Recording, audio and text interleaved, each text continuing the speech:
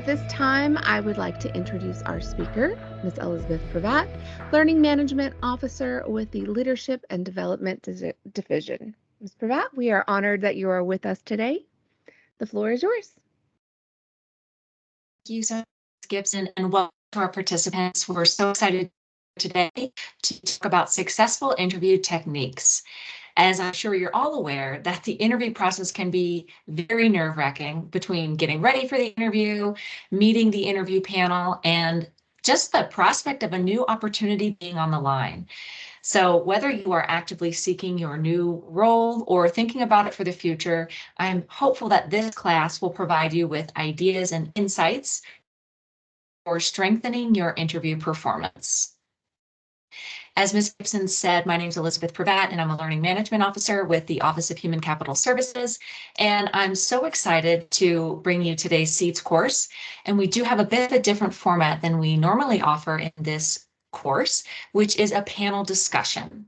So we've got 4 panel members who I will introduce shortly, but they're here today to help you glean some best practices and insights from their perspectives. Let's go ahead and talk about our course objectives. During our course today, as I mentioned, you will be hearing from a panel of individuals who have successfully achieved their new role, and a second panel of individuals who are seasoned selecting officials, and they will share their best practices with you. And upon successful completion of our time together today, we hope that you will have identified ways to prepare for an interview. You'll be able to select a technique to stay organized with your responses during the interview, and discover methods to provide interview responses that stand out. And lastly, we want you to understand how you can seek feedback following your interview. So taking a look now at our overview of the course today, our purpose for our time together today is to help share skills and strategies with you so you can feel more confident in the interview process and empower you to take actions to set yourself up for success. Looking now at our agenda, I'm going to briefly cover the concept of performance-based interviewing. Then we'll go to panel A, which will cover our interviewee perspective. We'll then move on to panel B to take in the interviewer perspective. And following that, we'll have a question and answer segment. So that will be your opportunity to ask questions and hear from the panel. As Gibson mentioned in the beginning, we will answer questions at the end of the content. However, feel free to place your questions in the chat throughout the event. My co-program manager, Miss Tammy Crotto, who's on camera now, is going to be in the chat box collecting your questions, or if it's something that she can answer right in the chat box, she'll go ahead and respond to you there. Otherwise, we'll be collecting those questions and holding them to pose to the panel at the end of the event. So without further ado, I would like to take an opportunity to welcome and acknowledge our panel members. So first, I'll invite panel A to come on camera, give us a quick wave. We've got this panel is going to be covering the interviewee perspective. We have Mr. Adam Coyle, Assistant Veterans Service Center Manager at the Providence Regional Office, and Ms. Kim Neri, Supervisory Vocational Rehabilitation Counselor at the Denver Regional Office. Thank you both for being here today. Grateful for your time and insights. Next, we have panel B, and this panel will be covering the perspective of the interviewer. We have Ms. Heather Campbell, Assistant Veterans Service Center Manager at the Hartford Regional Office, and Mr. Derek J. Cooley, Chief Human Resource Liaison Consultant with the Office of Staff Operations at the Office of Human Capital Services. Thank you both for being here today, and we look forward to hearing your insights, and we appreciate your willingness to share your time. All right, so let's take a brief look at some basics of performance-based interviewing. So performance-based interviewing, also known as PBI, is commonly used in the VA interview process. And so much so that the VA actually has a website that's dedicated to this concept, which we'll place that link in the chat here momentarily. So I'd like you to think back to your past interview or interviews within the agency. You'll likely recall that a few of the questions you received started with, "Tell me about a time when." Well, this is the crux of the PBI question, capturing what actions you've taken in the past, the results of your actions, and potentially some self-reflection of what you might have done differently if given the chance. Use of this interview style requires much of the talking is done by the interviewee. And if you have a sense that you are doing a lot of that talking throughout the interview, don't fret, that is quite normal. You might be curious why PBI is so pervasive within the VA.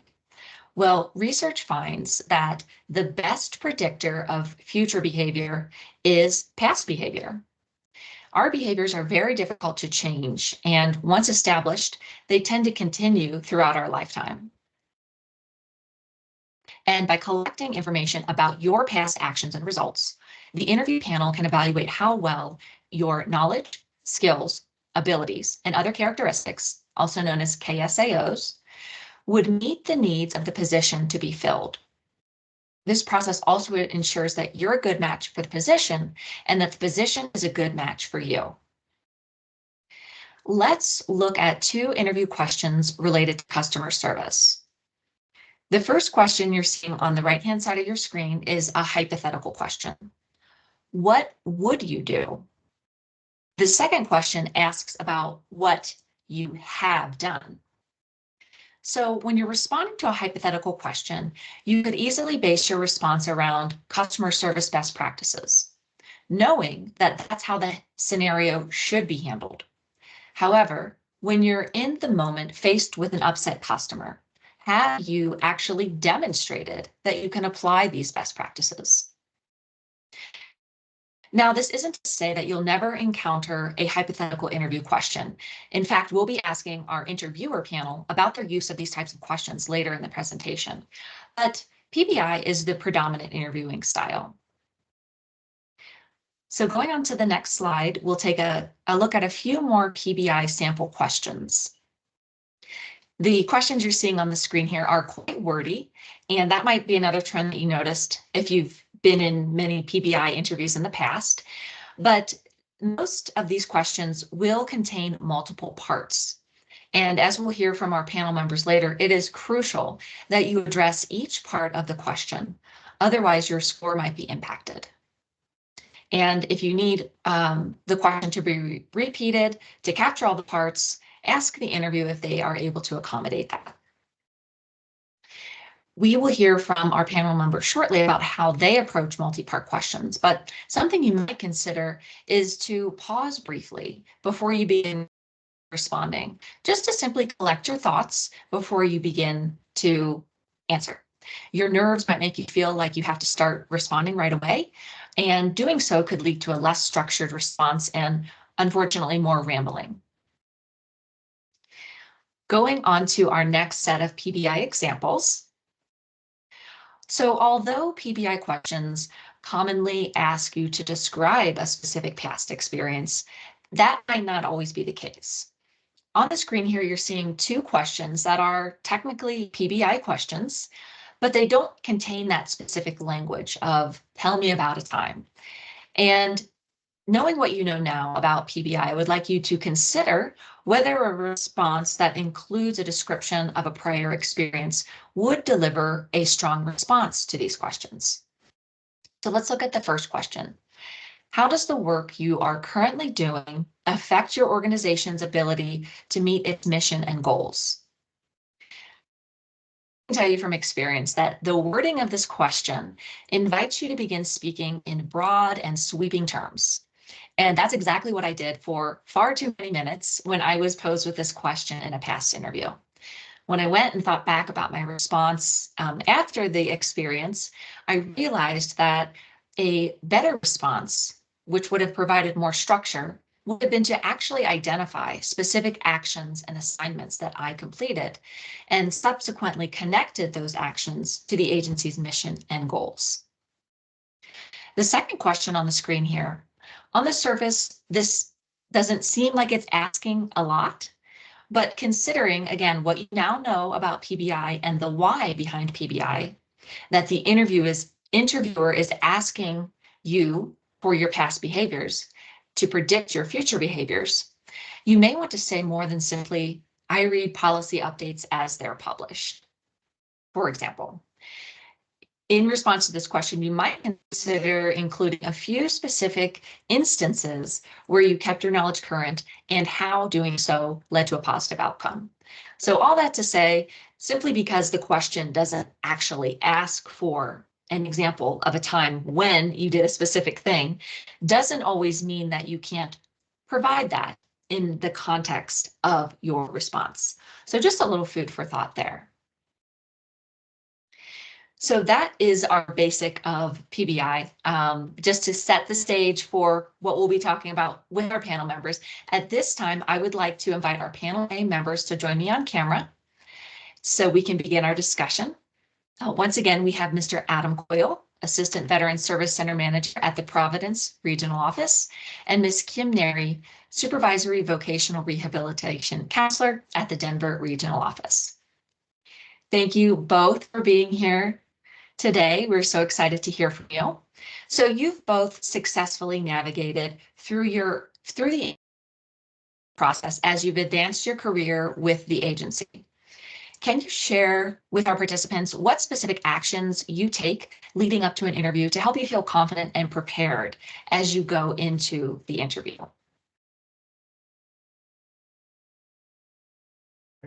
Well, thank you for having me. And one of the first things I do before I prepare for an interview is I kind of reflect on why I'm applying for that position. What brought me there? What interests me about the position? Once I bring myself back to that, I then research it a little bit more. Right? I look into the actual job listing, and I'm looking at the key skills and abilities as well as other characteristics that they'll be looking for that job. At that time, I formulate what I've come to call a interview six pack, where I kind of take those 6 or 5 to 6 KSAs and I come up with scenarios from my past experiences that kind of reiterates why I'm here and why I think I'm going to be the best fit for this job. I try to approach every interview as if I am the best candidate. So that research part is the most important and most crucial because I want to prove that. So I'm thinking back on jobs, past experiences that showcase that. And I want to look at each past job with all 5, 6 of those KSAs and coming up with a scenario for each one. The next thing I do is I reach out to peers, my leadership staff to see if there's the potential for mock interviews. Preparation is key in this, right? You want to showcase that you're the best, and you also want to get some feedback while you're going through this. So I go out to my peers, I reach out to my leadership. They've been around, they have a really good network. They know people that want to help us. We're lucky enough to be in an agency where everybody wants to see you succeed. Everybody in my path has want to see me succeed. So reaching out to those people is an opportunity for them to grow as well. The next thing is to quote Deion Sanders, Coach Prime. You look good, you feel good, you play good. So prior to every interview, I'm gonna put on a tie. I might even go buy a new suit, right? Because that's the suit that's gonna make me remember why I got that job. So those are a couple of things that I do, and so far it's been successful for me. Excellent. I love the research that you talked about, looking at the KSAOs associated with the job and aligning your past experience with those. That's a great point. And the mock interviews, those are invaluable. Thank you for sharing that, Mr. Coyle. Ms. Neri, what do you have to add to this? Yes, good morning and good afternoon. And as a Coloradoan, yay, Coach Prime. Similar to Adam, I also kind of have a method to prepare myself for interviews, and I can tend to get myself worked up mentally prior to an interview, and so it's very important for me to have kind of a mind, body, spirit approach when I'm getting ready to do an interview. And really, it's just thinking about the qualifications and how did I get chosen for this interview? Well, I was probably one of the best qualified as chosen. And so I have to remind myself and keep in the forefront my thoughts, positive self-talk, and really focus.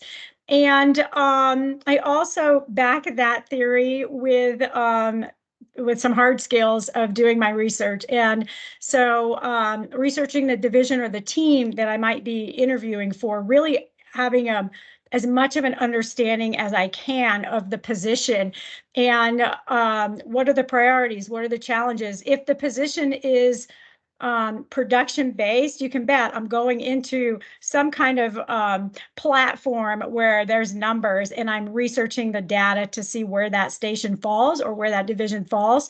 And so just really having a good idea so I can maybe implement some of that into my answers. And then really reviewing the job announcement. That is such a gold mine of nuggets of information. So like Adam said, taking the KSAs, setting up some scenarios. Well, how did I do this in the past? Even if it doesn't align exactly, there are skills that we use every day that we can fit into a scenario. And I like the idea of the section of how am I going to be evaluated? What are they looking for? And just making sure I have a clear understanding. And then also like what Adam does, which many of us probably do, is practice, practice, practice, and finding someone who I trust to do some mock interviewing. And then I also take it a step further, and I'll just stand in front of a mirror with index cards and just drill myself and make sure that the words are coming. So yeah, that's how I kind of do my first prep. Great. I love to hear your approach to that. And I also really appreciate what you said about leaning into your network, reaching out to people who are working in that division already to see what it's like there. What are their priorities? That research is super valuable, as you both mentioned. So thank you for sharing those and letting us know how you approach an interview stage. Let's pivot now to the actual interview itself. So there's a lot at stake when you go into this interview, whether it's in person or virtual, and feeling nervous is quite normal. So the question that I would like to ask both of you is, how do you keep track of the question itself, especially if it contains multiple parts? Do you have a specific approach that you use when you're in a virtual setting versus an in-person setting to help keep yourself on track? Mr. Coyle, let's go to you first with this question. Awesome. So every time I approach somebody asks me a question during the interview panel, I always ask them to repeat it. That's one of the things that I want to hear it at least twice. So the first time they actually read the question, I'm summarizing the key words within that question. So I do have an example I actually want to share with you, and I would like for everybody to kind of follow along, and hopefully that'll help them in the future. So I have the question being asked is, describe a situation where you were responsible for getting others to make a change. What role did you play, and what actions did you take? What was the outcome? And if you had to do it again, would you do anything differently? So as that's being read to you, you want to take out those keywords. The keywords that I took out of that, and I'm putting down bullet points, would be responsible for change, my role, actions taken, went well, and what I would do better. And as I'm writing that down, so they read it the second time, I'm half listening and half writing my response. And as I said, I like to write things down. So whether I'm virtual or I'm in person, I got a pen and paper, and I highly encourage everyone to do the same. Take notes. Don't be shy asking them to repeat the question. But what I do then is I have my bullet points, and I'm formulating my response, going back to the examples that I've used in past experiences, right? So I already kind of had them lined up. There's nothing against taking notes and having notes prepared. And again, we'll go back to preparation. So always write it down. I'm big into the crossing things off. If you need to take a pause, like they said earlier, there's no rush. This interview is conducted for you. They want to hear your response. It's your time to shine. So, take these as it's an opportunity, not an obstacle. So start putting that in your mind, get a different perspective on what an interview is. It's your opportunity to show everybody why you're the best person there. It's your turn to talk specifically about yourself and all the great things you did. So reflect on that a little bit before you formulate a response. I highly encourage everybody to do that, but that's how I handle those. Great, thank you. And I'm hearing some folks talk about the STAR method and the CCAR method, which we will get to in the next couple of slides. So thank you for being one step ahead of us. Ms. Neri, do you have any thoughts to offer about how do you stay organized when you're faced with a multi-part question in an interview?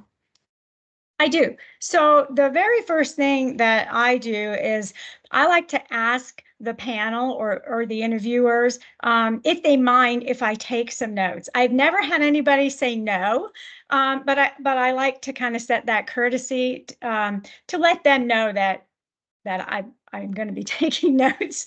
And I tend to type faster than I write. And so I have started typing the questions, and I will ask for them to repeat the question.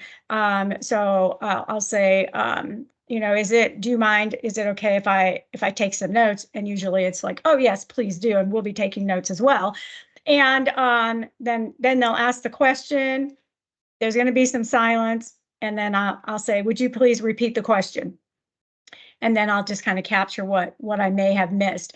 This has worked out for me very well, and for two reasons. One, I'm hearing the question a couple of times, and two, I'm typing it out. So I'm getting my brain to process auditory and also visually. So that's helping reinforce me focus on where I need to answer the questions. And then when I'm finished answering the question, I will let the interviewer know. And that's the end of my response. So that kind of prompts them as well. And I would like to say that this isn't really part of being organized, but I do like to also preface to the group that be okay with silence, because the interviewers are wrapping up their end and it's going to be awkward. And so just try to bite your tongue and not fight that urge to add something else. So that's how I stay organized verbally. I just say that's the end of my answer, and that's my prompt to say, don't say anything else.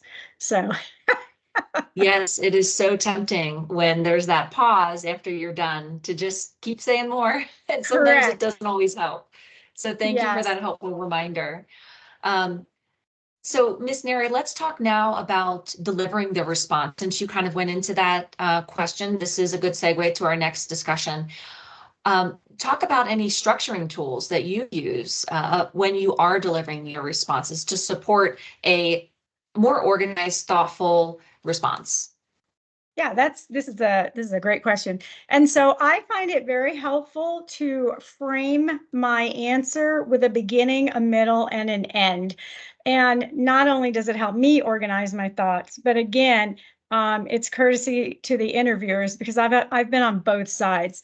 And it's easier for everybody to follow along. So I like to use either the STAR method, the situation, task, action, and result, or the CCAR method, which there's several different iterations of the C, but I like challenge, context, action, and result. Either one, you've got a beginning, a middle, and an end.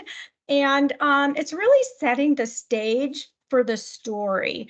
And so it's like, here's the background, here's what the task was, here are the action steps that I've taken, which resulted in X, Y, and Z.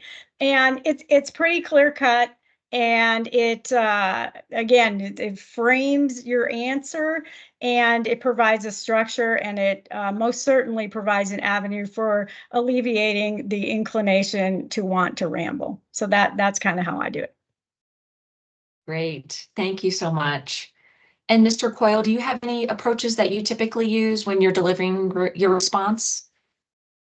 I'm just gonna piggyback a little bit on what Kim was saying. Is I utilize the same methods, the CCAR and the STAR method, but when I'm providing an answer, I want to try to provide an example from a different job that I've had to show that I'm more well-rounded, right? So unless they're asking about my specific position, I'm trying to go back to something that's relevant to the job I'm applying for, but something I've done in the past at my other jobs, just to show there's more to me than what you're seeing today.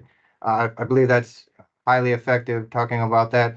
One other thing that I did want to add, and I didn't say it earlier, is that when you're providing a response, you want to make sure that you're talking to the panel as if they don't even know you. They've never met you before, so you want to be as descriptive as possible and to the point. I found that utilizing data points, if you're a part of a team that was successfully completed, a certain amount of claims in a certain amount of timeline, those are, things that'll stick out in people's minds. So when you're formulating your responses, think about those things, the data points that people love to hear. One thing that I also wanted to let the group know that, again, this is your interview, right? You want to be as calm and collected as possible in a nerve-wracking situation. If it comes to a time where, you may not know the answer to a question, it is okay to ask to come back to that question. So don't feel rushed and don't ever say you don't know or you don't have an example, right? I used to say this in public contact all the time when I was a coach. I don't know is not a word that I really like. And a phrase, I'm sorry, it's not just a word, it's a phrase. We don't use it. You try to find a solution, right? If you don't have that solution immediately, move on to the next one. And then it might rack your brain when you're talking about another example. You come back to it. It will not penalize you. So just keep that stuff in mind when you're preparing for these interviews. Great tip there. And I know that you both mentioned about controlling your nerves, doing that self-talk, doing that preparation, but any other tips for the participants about controlling those nerves as they're in the interview? I would Go ahead, Kim. sorry, Adam. I would just say have fun with it. At the end of the day, if it's meant to be, it's meant to be. And if you don't get the position, go back and ask for some feedback. I've done that, and you put your pride aside and ask for feedback, and you will truly grow from there. So just have fun with it. You're having a conversation, you're selling yourself, and you just do the best that you can. Great. I love that positive mentality. Well, thank you both, Ms. Neri and Mr. Coyle, for your time today. I so appreciate your insights. Please stick around for our question and answer segment at the end. But for now, again, thank you so much. And we will be moving on to our panel B panel members. So I'll invite Mr. Derek J. Cooley and Ms. Heather Campbell to join me on camera now. As we transition to the second panel, we'll be talking to experienced interviewers, so those who are on the other side of the table asking those hard questions. So I'm so grateful to have both of you here today and have your insights and expertise shared with the group, and look forward to everything that we have to discuss. So let's jump right into our first question. So knowing that you've both sat on a variety of interview panels and have listened to hundreds of interview responses, what is it about an interview response that helps it stand out as a high-scoring response? Ms. Campbell, let's have you respond first here. Sure. So the first thing for me is that you answer all parts of the question. I noticed a lot of times, as they were talking about in the beginning, being able to track your answer and what parts of the question were being asked. If you don't answer all parts, most likely you're not going to get the max score on your interview. And again, pretending like your interviewers don't know you. The odds are there might be somebody on the panel that you've worked with before. You don't want to leave them to have to fill in any blanks. You want to sell yourself, tell them how you are going to be the right person for this role, using the examples that you are showing. You don't want to leave anything on the table. So take all the opportunities to show how you are the right person for that role. Great point. It's easy to just slip into an understanding of, oh, they know what I've done if you've worked with the panel members in the past, but we don't want to leave out those important details. So thanks for that reminder. Mr. Cooley, what do you have to add here? So I think Heather summed it up very well. I would just add a few things to that. I think it's important that we use examples that are relevant to the position we're interviewing for. For me, I know sometimes that can be difficult because there's not a lot of positions that are the same across the board, but there's always parallels. So if you can find some parallels or we can find some similarities, so you can kind of bring me in as an interviewer, I think that'll get some high scores from me. Also, you want to make sure that your interview is structured in a way. Structure your answers where I can follow along. Because if you are all over the place and I can't exactly track exactly where we are, then it's hard for me to really score you. Casey says, make a sandwich. So you give me that beginning, the middle, and the end. That way I can kind of track along to make sure that you're answering, all parts of the questions. And this could just be a preference of mine, but I love a good storyteller. I love someone that can kind of bring me into the story of their example, and I can kind of really track and see exactly how their answer is so relatable to the question. Excellent point. And I love what you said there about trying to find an experience that relates well to the job you're applying for. But if you don't have an exact match in experience, look for those parallels, right? Pull out those skills that align in work that you have done and the work that you are hoping to do in the future. So let's go on to our second question here. We focused a lot of our time on our discussion so far related to PBI questions. Do you ever find that instead of PBI questions, you ask something that's more hypothetical in nature? And if so, what is it that you're trying to assess when you're using that type of hypothetical interviewing question? Mr. Cooley, let's go to you on that question.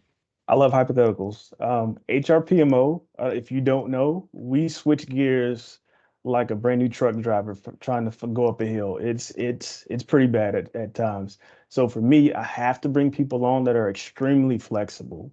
And so I always add in some type of hypothetical question like, tell me how you would handle if you were 90% done with the major project and the priorities change, and now we need to revamp 50% of your work. For me, I need to know how they're going to react to this because that's a real world scenario in my world. And then I need them to know what they're getting themselves into. I don't want any surprises. So me in particular, I love hypotheticals, but I would even add something further other than just PBI questions.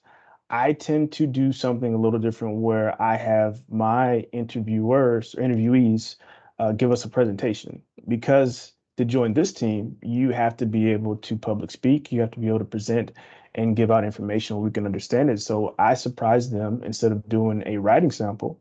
We do a 5-minute presentation. And so we give them the slides during the presentation. We give them 5 minutes to review it, and then they have 5 minutes to give us a presentation, and then we score them based off how well they do. Great approach. So you're actually seeing the skills in action there. Quick thinking, Yes. putting the public speaking to action, and just really able to see that real world picture of the skill set. That's a really interesting approach. Thank you for sharing that. And then going back to the hypothetical. So when you're posing that type of hypothetical question, you're placing them in a situation that you know that they're going to face. So not everybody can bring and tell a story about something they've already done in that exact experience, but you want to kind of assess, I know you're going to face this situation. How would you react? Exactly. Great. All right. That's helpful perspective as far as what you're really looking for in that type of situation. Ms. Campbell, do you ever find yourself using hypothetical types of interview questions in your interview processes? We don't often use the hypotheticals in our interviews. We tend to use them a lot more in our writing samples. And part of what we're trying to capture there is sometimes the thought process of how somebody worked through the scenario. Even if maybe there's not a specific right answer, I want to see their thought process and what resources maybe they used or how they got from A to B to C, because we're trying to kind of capture the logical thinking aspect of things. But we don't often do that in the interview portion for our interviews. Okay, so looking for that critical thinking aspect in the writing portion. Good. Well, thank you for that insight. And Ms. Campbell, we'll start with you on this next question, question 3 for our first segment. would you recommend that an interviewee come prepared with questions to ask the interviewer? If so, what sort of questions do you recommend they ask?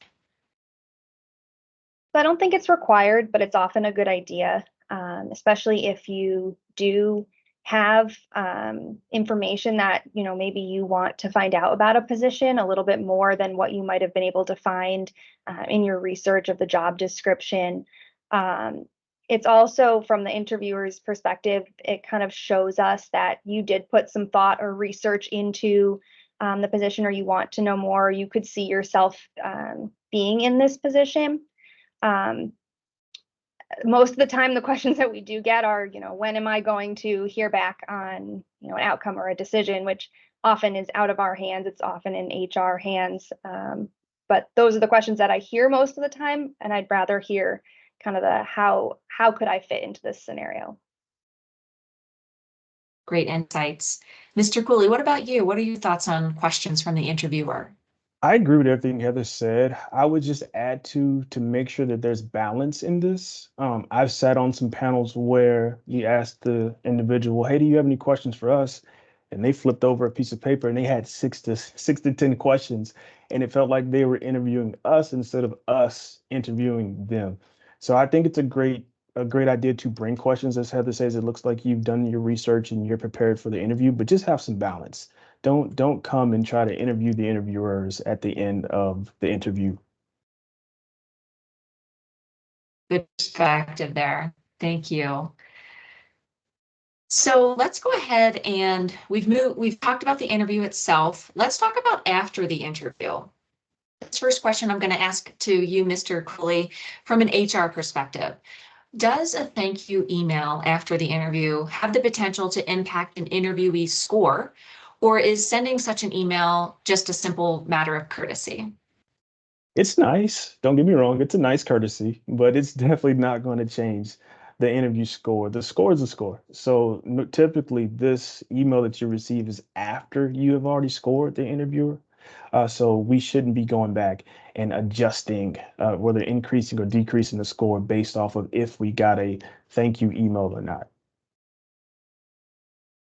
Yeah, so just a nice thank you for your time. Thank you for the opportunity, a network building opportunity, maybe if you have to go back and ask for feedback, which is a great lead into our next question. So the selection process, as we all may have seen, likely takes some time. But once an interviewee becomes aware of the outcome, regardless of their selection status, they may often benefit from seeking feedback from the panel on their interview performance. How do you recommend that an interviewee make this request? Ms. Campbell, let's hear from you on this one first. But first, I always think it's a great idea to reach out for feedback on your interview. There's nothing more beneficial than getting some of that constructive feedback on what you could have done better. All of us can always do better. So it's a great opportunity to hear, because maybe your perspective on what you thought you were really good at, or where you didn't do so well, is not actually the reality of what the interviewer saw. So it can really help shift your perspective in planning for future interviews down the road. I would just recommend reaching out to either the panelists that hosted the interview, or if there was a specific contact in the invite, and just ask for either, if you just are looking for general feedback, or if you have any very specific questions, putting that to the panel. And you may receive feedback in scheduling a phone conversation, or it may come in the form of writing. But I encourage everybody to ask for that feedback, because I don't think as many people request that as they should. Yeah, it's great to hear. Some people might not be aware that it's an option, so I'm glad we're talking about it today. Mr. Cooley, what is your recommendation when it comes to seeking feedback from an interview panel?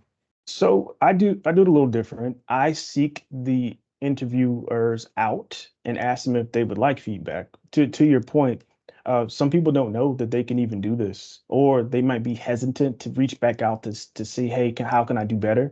So I put the onus on myself. I'll schedule a 15-minute call with them just to go over not just the questions, but everything from dress and appearance to how they could have did better. And it really helps the next time I interview, because what I've seen, once I have those calls and we have another opening, those same people come back and they will do so much better on the interview. And even if I don't hire them, I feel like I'm doing a service, to my other hiring managers, where they will have a better interview with them later on down the line.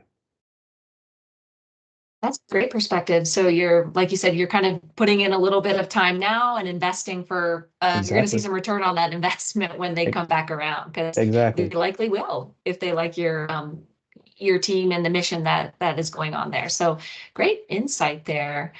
All right. Well, this has been a great discussion. I thank both of you for your time from the interviewer perspective.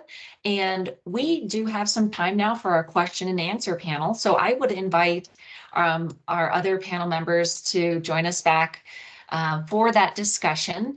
And I'm going to check in with Ms. Crotto for what questions have we received during this discussion. We've got several, lots of good conversation, and it looks like we were able to answer a couple of those through our panel discussions. But one of the first was, if you're doing a virtual interview, say in Teams, would it be possible or advisable to use your closed captioning to see the questions that are being asked? And we had talked about those multi-part questions and how to track those.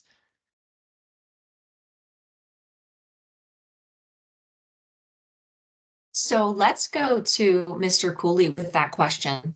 From an HR perspective, no issues with anything like that? Or what would you recommend? Maybe ask the panel members if that's okay? You're reading my mind, Elizabeth. That's exactly what I was going to recommend. Just ask at the beginning. You could have an RA also that the panelists do not know about, that you might need to have those closed captioning. So just ask at the beginning to let everyone know that is something that you need. I think someone answered it in the chat very well, that there's a lot of people already doing this. So if you're on an interview that's not currently doing it, I recommend just asking at the beginning. Thank you. Yes, we did also talk about pasting questions in the chat, and that has become a best practice for some agencies or interviewers. We also, I think Ms. Neri responded to that one. And then we talked about if it's advisable to ask questions to the interviewer, which we said, yes, in balance. Mr. Cooley mentioned that it was good to be prepared, but not to overdo that. Then our next question was, where did I go?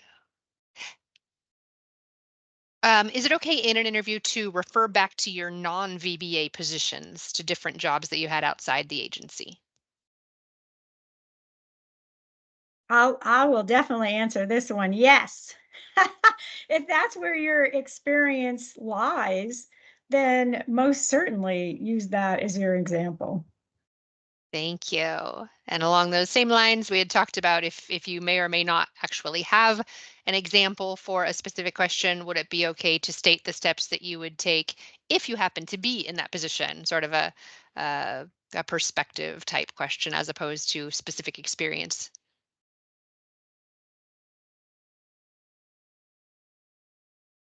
I would say yes, right? You don't want to leave it unanswered. You definitely want to take in the question that they asked and answer it to the best of your ability, right? If you haven't been in that role yet and you're going towards it, you've done something in your life that's prepared you for it. And how you would prepare that'd be a good way to kind of shift gears. The way you're preparing for that is good for a panel to hear as well. So I would say yes to that question. Excellent, thank you. Is it okay to ask the panel if there are any challenging aspects to the position that you're applying for? I would say definitely yes. That's a fair question. I think I said earlier, you really want to know what you're getting into. And I think the interviewer will want to know the same. So yeah, ask those challenging questions, but again, keep it balanced. Definitely keep it balanced. But I would definitely want to know if there's some challenges in the position, so I'm just aware before I get into it. Excellent. This one may come your way as well, Mr. Cooley. Is it appropriate to reach out to either HR or the person who will be leading the interview to ask for the list of questions ahead of time? No, that is not. Yeah, so we do not want to give out the questions ahead of time. If you want to prepare, I think Ms. Prevatt listed, if she hadn't put it in the chat, I think we are, the PBI link to the question. So you can definitely, I do this. I go and I take down the questions and write out my answers to all level 2, 3, and whatever else I need to do, and then just prepare from there. You'll be surprised. Even if they don't answer those questions, your mind will be prepared with responses just because you've prepped there they are right there with the PBI questions. So no, we can't give you the questions of the actual interview, but you definitely can prepare just using those PBI questions. They're super helpful. Excellent. Thank you.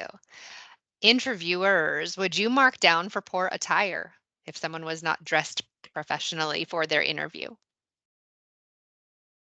Honestly, no, I wouldn't mark them down, but I would definitely take note. So if there's someone that is, let's say, uh, Elizabeth scored a 50 and then Adam scored a 50, but Adam came in dressed to the nines.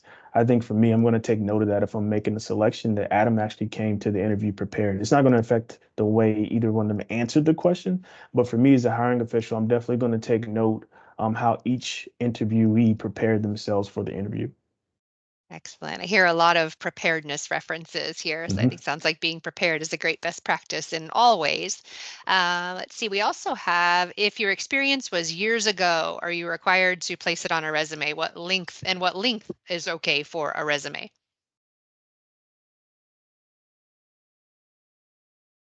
So I'm sorry, I'll could, take oh, go this ahead. one as well. Yeah. So the rule of thumb is 7 years, and that's because if you're going into a new position that requires a higher level of background investigation, they have to go back, so many years. So you want to make sure you have a minimum of 7 years of your work experience on your resume. All right. If you think of something you wanted to add to a previous question while you're answering another question, can you still bring it up even though you've moved on from that question?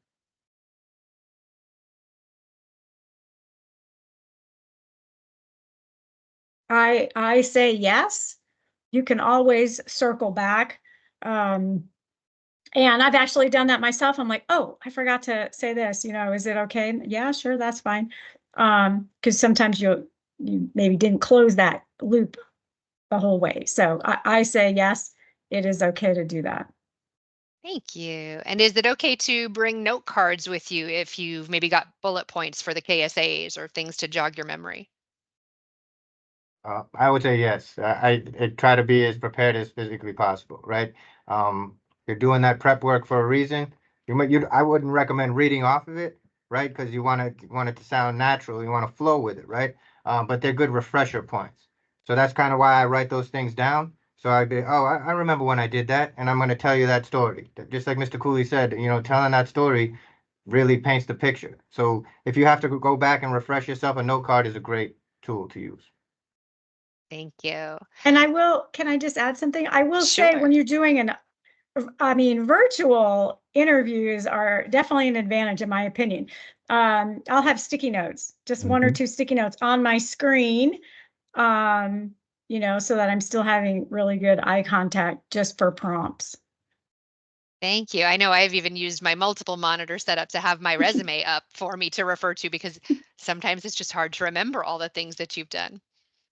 Okay, our previous managers, especially if the interview panel may know those managers, asked about the employee's performance in their current job, and if not, why, since the best predictor of future behavior is past behavior.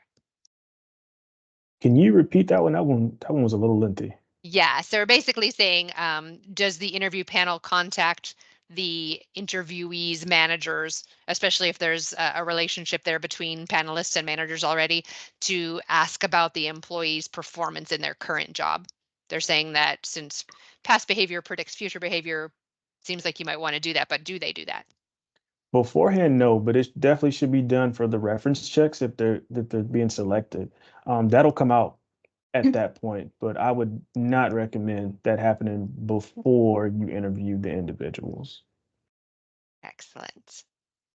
And let's see, someone else is curious about your thoughts on virtual backgrounds versus physical backgrounds for virtual interviews. Should we use backgrounds or should they see us in our natural state? I think that's entirely up to the individual. I would just say if you're using your natural background, make sure it's, clean and professional behind you.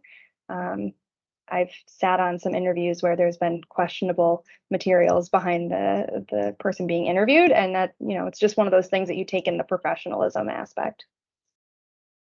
Excellent. I think we've already answered the question about if you are responding to a question involving a situation that you may never have experienced. That was where we would want to go ahead and talk about what we might do in situations like that. Are you judged on flow or just if you fulfill the PBI questions? Sounds like we're asking about the way in which you communicate the answer and how well things flow versus just hitting on the points that you need to hit on. So I would say that the flow will help you get graded, right? So as long as you're flowing through it, right, you got to keep in mind that there's several interviews, right? If you're going for a highly competitive position, they have interviews kind of probably right after each other. So the flow just allows the panels to pick it up faster, right? So then you get to the point, you want to be direct, you want to let them know this is what I'm trying to tell you, even if you summarize it, right? The flow is everything. We got to be able to follow what you're doing in order to provide you the right score. Make sure you checked all those boxes. So it kind of goes hand in hand. But if you get to the point and we can understand it, you'll get a fairly good, a nice score. Awesome. That might be if you're worried about your flow, that might be a great time to do like a practice interview beforehand, just to kind of get some feedback on that. All right, we're trying to bust some myths now. We've been told that the balance of sick leave or annual leave that you have can have a positive or negative impact on whether or not you're selected. Is this a myth? That is a myth. We're going to bring that to Fact or Fiction next month. Thank you. Somebody take I note of that like one. it. Great. Okay. When reaching into past experience to answer a question, how important is it to cite the most recent experience? In other words, if work done 15 years ago or is work done 15 years ago of less interest to the interviewer than something that was done, say, 2 years ago?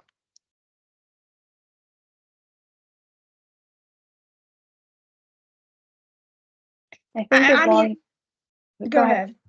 I think as long as it's relevant to the question being asked and you are able to use the answer to satisfy, the parts of the question and providing that example and everything, I don't usually go back and say like, oh, this was 4 years ago versus this was 1 year ago from their resume. I'm just looking for the quality of your answer and what you're answering. Right. I think it depends on the job too. For like some technical positions, if you're in certain systems, if you haven't been in that job in 10 years, like HR, for example, if you haven't touched HR Smart or USA Staffing in 7 years, that whole thing has changed.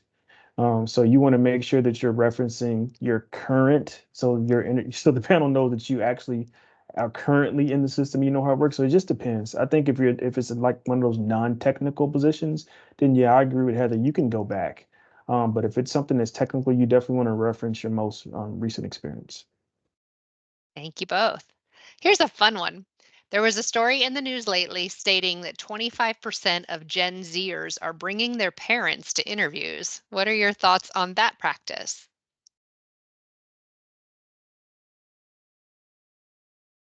I'll take a stab at this. So if we're in a virtual setting, if you live with your parents, and then I wouldn't put them on camera, right? Allow them to be in the room, maybe cheer you on from a distance or something like that. But I wouldn't not recommend having them around it.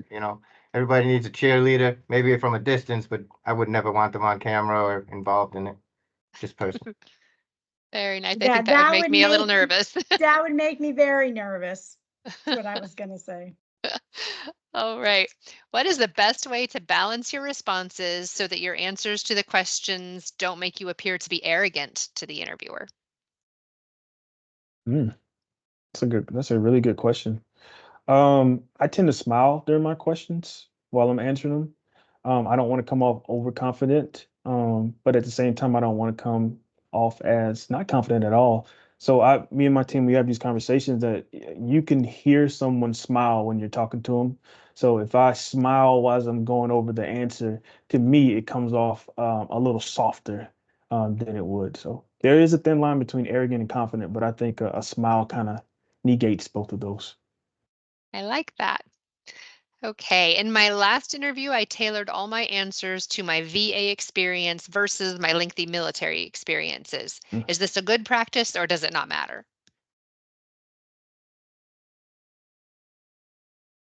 I would So say it matters. Go ahead, Adam. No. Go ahead, sir. I'll go after No, you. I'll add something if you need.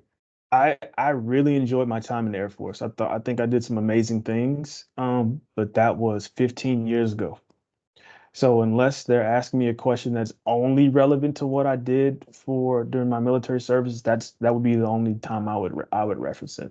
For example, if you're in a non-supervisory position and but you were a supervisor in the military and you need to answer, how did you handle a certain situation, then yeah, definitely reference it. But if your military time has been, a decade ago, I would definitely, yeah, go Air Force. I would recommend not referencing that far back. So it's very situational, but just be smart about how you're answering the question. Thank you. And I did a complete career change. Should I include this on my resume? Is it okay to reference some of the examples from my previous career? I think we've answered this one a few times, right? If it's relevant to the position, absolutely. Switching careers is just a different chapter in your life, and it has some relevance to what you're doing now. If they're good experiences and good, strong examples of how you showcase one of those KSAOs, I would definitely want to bring that to. And if you can speak on it confidently and clear and as specific as possible. These are some of the key words you want to pick up when you're providing a response. So if you have to go back to your previous job to tell a very detailed story and to keep the interviewer's attention, I would recommend doing that. Excellent. I think there's one more question about requesting an RA to allow receiving interview questions in writing. I know we talked about that for having the questions typed into the chat, et cetera. What would Mhm. be your thoughts on RA requests for that? Yes, you can always request an RA. So the short answer is yes. Yes, you can. But I think we touched on it earlier too, that if you ask at the beginning if you need them in the chat or if you want to do closed captioning, that's also a best practice as well. Excellent. And I did post the seeds link in the chat. Many of you asked about whether or not our recording will be available to you, and it will, along with all of our session materials by the end of the day tomorrow. We've got a couple more questions, and if we don't have the time to answer those, we will see if we can message you something separately to be able to get you those answers. Yeah, I think we need to wrap up now. I appreciate everybody's time and attention, especially our panel members. Such a great and fantastic discussion today. And we have a evaluation that we would love to hear from you about. We'll put that link to the evaluation in the chat. We also have a list of references, 2 links that you might find helpful, the PBI link, as well as a USA Jobs reference. They do provide ongoing training events related to the job application process. So those will be in the slides that we send out later. Again, we would love to have your feedback through the evaluation. And I once again want to thank our panel members for their insights and expertise and time today. So thank you all for being here, and we will talk to you soon. Bye.